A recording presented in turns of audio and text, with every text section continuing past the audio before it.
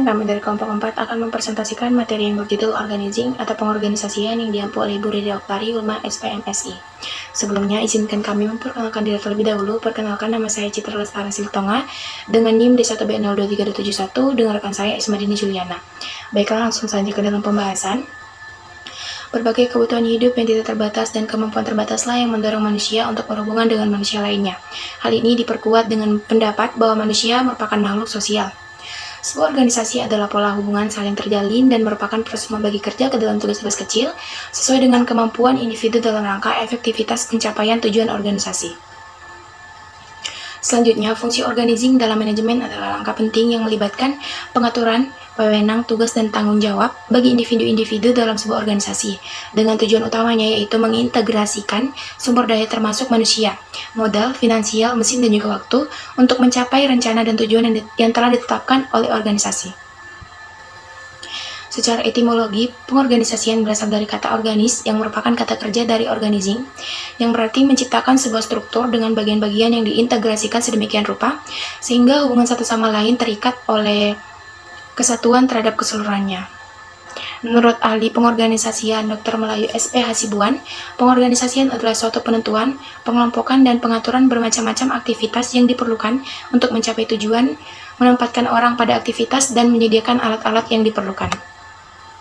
Pengorganisasian atau organizing yaitu menetapkan langkah dan mengatur berbagai macam kegiatan untuk mencapai suatu tujuan.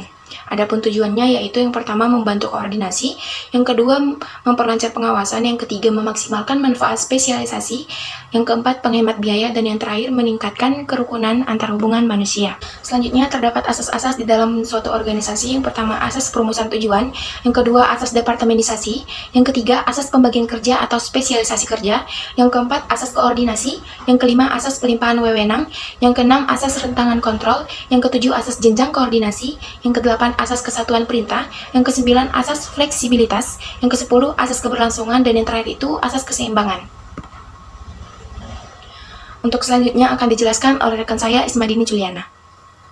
Selanjutnya proses atau langkah-langkah perorganisasian. Yang pertama penetapan dan penyimbangan aktivitas, di mana langkah ini hakikatnya adalah merupakan pembagian, penggolongan, dan penyusunan aktivitas-aktivitas yang dilaksanakan, sehingga menjadi kelompok-kelompok teratur berdasarkan sifat dalam pelaksanaan. Kedua, penyusunan wadah. Dengan berpedoman pada langkah yang pertama, langkah ini dimaksudkan untuk membuat wadah yang diperlukan untuk mewadahi segenap kegiatan yang telah tersusun. Dan ketiga yaitu mengisi organisasi dengan tugas, kekuasaan, wewenang, dan tanggung jawab, memasukkan kegiatan yang telah tersusun ke dalam wadah yang telah dibentuk. Dan keempat itu menghubungkan organ satu dengan yang lain dengan garis wewenang dalam tanggung jawab, di mana hasil langkah pertama, kedua, dan ketiga terlihat gambaran visual kotak-kotak wadah yang terisi tugas, wewenang, dan tanggung jawab yang perlu dihubungkan. Dan terakhir yaitu penetapan wadah yang tepat pada masing-masing wadah. Dengan berakhirnya keempat langkah tersebut di atas, berbagai aktivitas organisasi telah tersusun. Adapun macam-macam organisasi yaitu terlihat pada gambar sebagai berikut.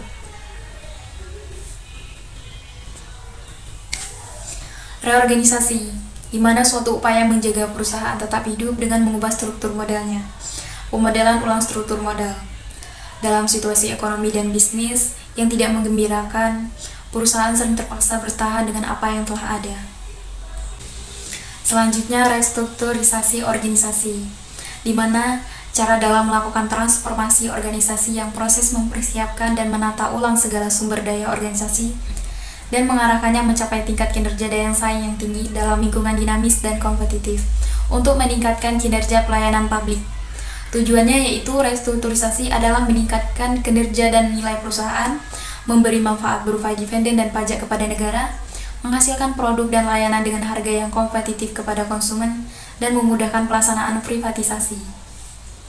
Terlihat pada gambar sebagai berikut, dapat diartikan sebagai langkah pertama dari organisasi, yaitu penetapan dan pengimbangan aktivitas, di mana dilakukan pembagian, penggolongan, dan penyusunan aktivitas-aktivitas yang akan dilaksanakan, sehingga menjadi kelompok-kelompok yang teratur. Kemudian dengan sesuai langkah keempat dalam organisasi, yaitu pembagian dan penetapan tugas-tugas oleh pemimpin atau leader, yang dimana setiap pengelompokan tugas sesuai dengan keahlian masing-masing individu, lengkap berserta alat perlengkapan yang dibutuhkan.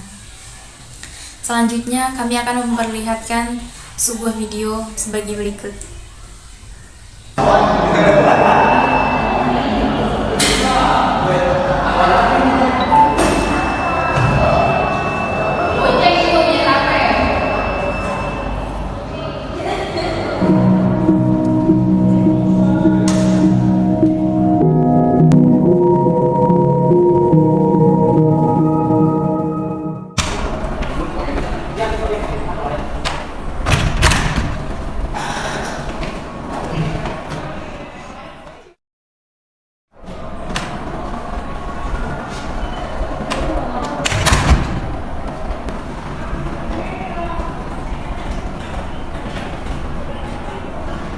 Selamat sore rekan-rekan.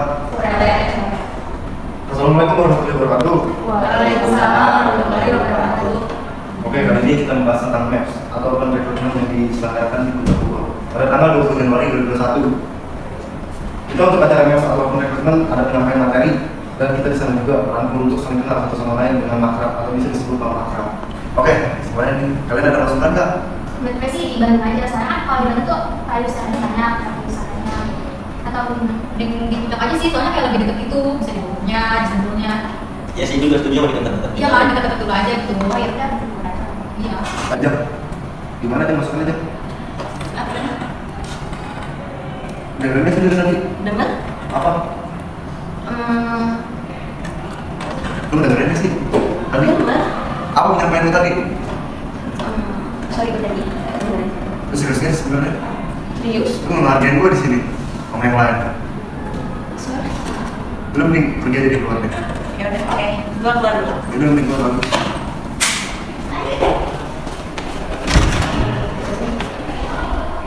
Kakak menurut gue tuh terlaluan deh. Kali aja Aceh punya beban yang nggak kita tahu. Ini kan kita maaf sekarang. Ya nggak bisa gitu lah, beda lah masalah dia pribadi mah. Kalau di dalam sini nggak bisa dibawa. Kenapa? Aku saya cari sini mah gimana? Mau itu jauhnya ini. Oh, deketnya. Itu juga ya.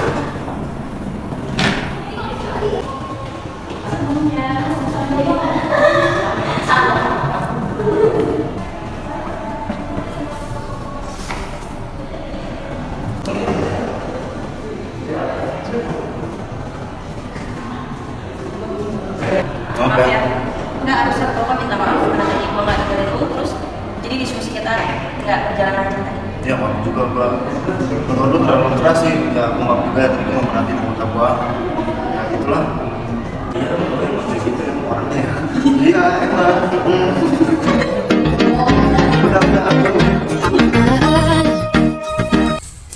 Dapat disimpulkan dari video yang kami tampilkan tadi, di mana dibutuhkannya komunikasi yang baik antara pemimpin dan anggota dalam komunikasi organisasi, sering merujuk situasi di mana individu dalam organisasi memperlambat aliran informasi dan proses kerja. Ini bisa terjadi karena berbagai alasan, salah satunya yaitu ketidakmampuan untuk berkomunikasi secara efektif dan ketidaksinkronan dalam pengiriman informasi. Dapat disimpulkan dari penyampaian materi saya dan rekan saya tadi, fungsi organizing dalam manajemen adalah langkah yang penting melibatkan pengaturan wewenang, tugas, dan tanggung jawab bagi individu-individu dalam sebuah organisasi.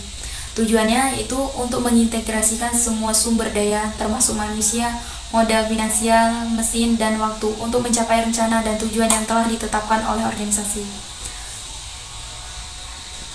Organisasi sering dijumpai dalam kehidupan sehari-hari, sehingga organisasi merupakan suatu hal yang penting dipelajari dengan baik.